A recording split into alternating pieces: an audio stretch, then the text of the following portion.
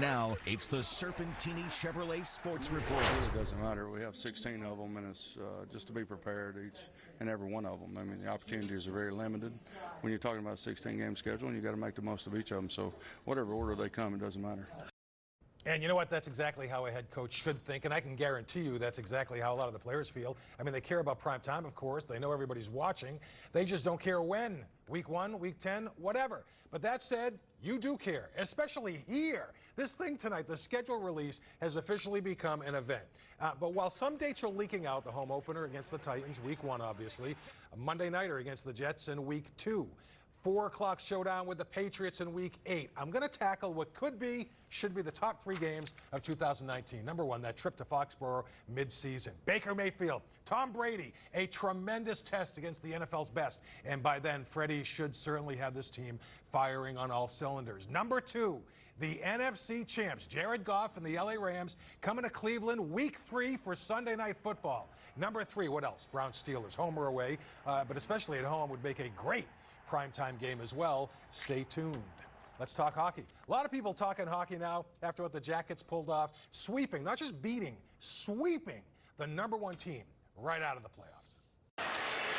Lendetti, Panarin, cross ice, Dubois, off his skate, scores, Bjorkstrand. Every time the Lightning struck, the Jackets hit back harder. For the first time in franchise history, they're on to round 2, but not before, as you see, the players applauding the fans, the fifth line, who waited 2 decades to experience this. I mean, that building, I've been fortunate enough to be in some pretty big games and loud buildings. Man, that building tonight, that was just unbelievable. But just remember, it's 1 round.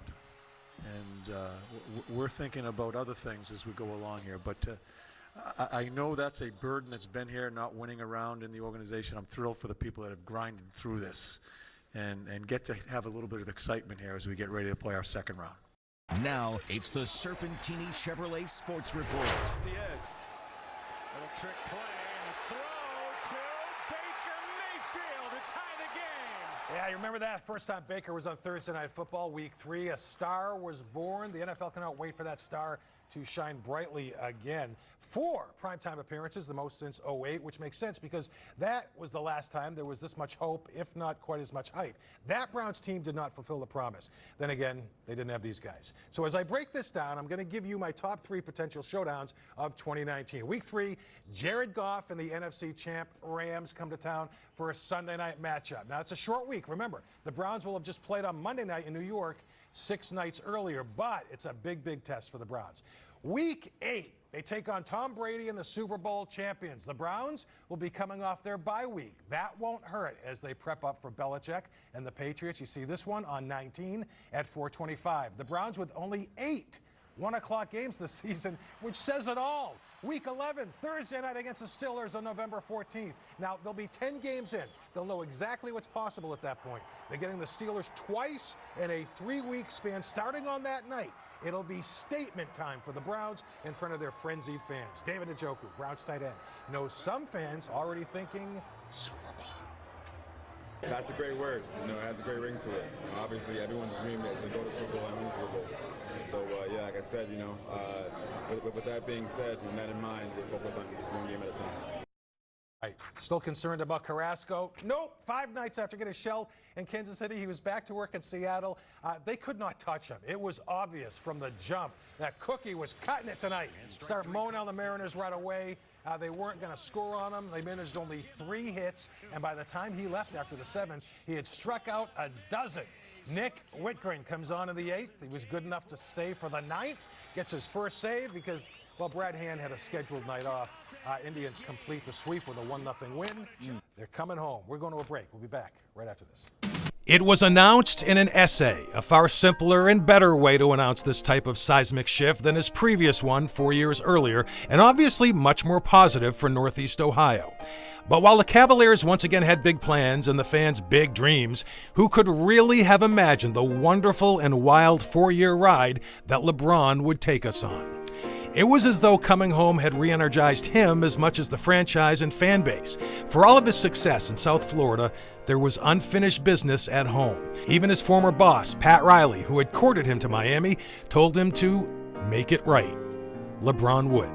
It took 2 years, a change in coaches, and a couple of key sidekicks, but the King delivered the NBA crown. It seemed fitting that it came in historic fashion, the comeback, but LeBron also delivered so much more along the way. For local businesses, tens of millions. For the city itself, international relevance. For the fans, nightly glimpses into greatness. LeBron's commitment to his craft, to his body, unparalleled. The ongoing evolution of his game, incredible.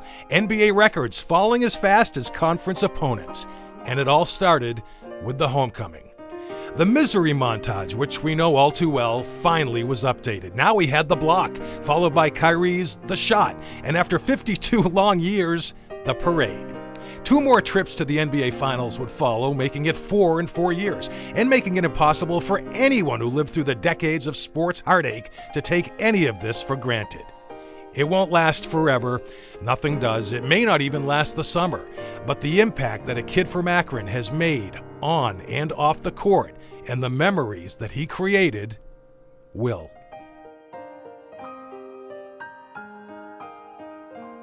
It's been about 16 years since Smush Parker made a basket for the Cavaliers, but he has fond memories of his time here in Cleveland. Cleveland had a big impact on me. Listen, my best years in the NBA was my rookie season here in Cleveland. It's a close, second between, being my time in LA, but Cleveland is, holds a very special, dear place in my heart. In fact, Northeast Ohio holds such a special place in his heart, he brought his Smush Parker Elite Camp here to the Boys and Girls Club of Cleveland. Kids taking part in hoop drills and receiving individual instruction. And Smush says he specifically targets kids who have a tough road in front of them, just like he did. I wanted to come back to a community where they seem to be overlooked. I wanted to come back to a community that doesn't have, the resources to, go to a higher or just the upper basketball camps. That these other NBA athletes or NFL athletes or these, any kind of athletes are having. Where the kids are being charged $500-600 to come in. Parker can certainly identify. He only played 1 year of high school ball, then went on to play only 1 year of college ball, and still made the Cavaliers as an undrafted free agent. Of course, when he arrived back in 2002, it was a lot like it is now, a team allegedly tanking for that huge prize. Back then it was LeBron, now it's Zion.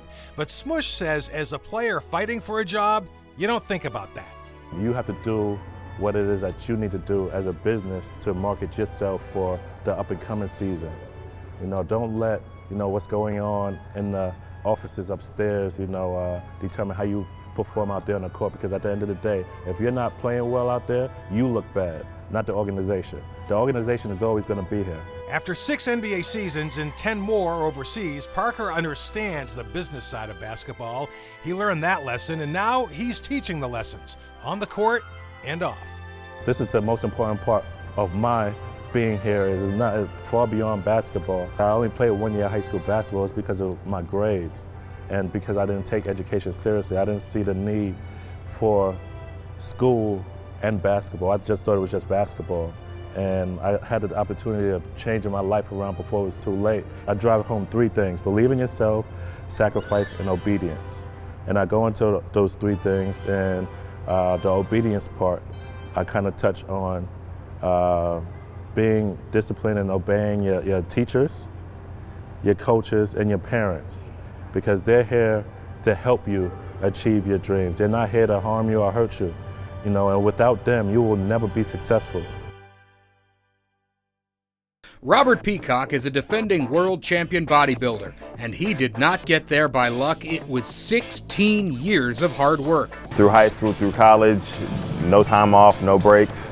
After college, I ended up getting certified as a personal trainer, just from my own personal knowledge, and I was no longer playing sports.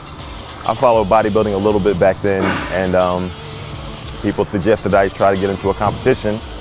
I was like, okay, I looked it up. I found one. It was in a natural organization that's not even around anymore, but I won the show, qualified for nationals, and it kind of went from there 16 years later. To get to this level of world-class bodybuilding, it takes more than just hitting the weights. It takes a total life dedication. Typically, I'll get up in the morning, I'll eat my breakfast, my first meal, which usually consists of eggs and oatmeal. Depending on my client schedule, either I come to the gym, train a couple clients, then I get my workout in, or if my clients are a little bit later, I'll come to the gym and get my workout in. Then I'll train my clients later throughout the day. I'm usually eating about every 3 to 4 hours, so I try to get at least 6, 7 meals in a day. If I'm in contest prep, it's 7 or 8. So yeah, if I'm not lifting, I'm eating. If I'm not eating, I'm sleeping. If I'm not sleeping, I'm working. That alone sounds extremely grueling, but wait, there's more. It's pretty in-depth, and it's basically a daily, daily grind. So most people can't do it. That's why most people don't hear about it. They just want to eat what they want to eat when they want to eat. They look for convenience. What we do is not convenient and it's not easy, but it's a labor of love. It's a passion that we have. And that passion has paid off in a big way, but it definitely keeps him busy. I did 4 shows over the course of about 7 weeks. So after I won the World Championship for the DFAC in Miami, I literally flew to LA the next weekend for the WNBF World Championships, where I got 3rd in the world there. So I definitely, like I said, been my best season in the 16 years I've been competing. So I did 4 shows. I placed very high in all of them. Got a few paychecks. That's one of the benefits of being a professional bodybuilder. And it does not stop here. The stage is set for a busy 2019. But yeah, I have to defend the world title. Looking to improve, my physique in that aspect. Like I said, I took up powerlifting a few years ago, and did that before I turned 40 just for fun, and now I'm enjoying it. So I'm in that mode right now, trying to get ready for some more powerlifting meets and try to hit some numbers there, and that seems to be going pretty well at this point. But yeah, no, it's a never-ending journey. You never reach perfection. You always strive to attain it.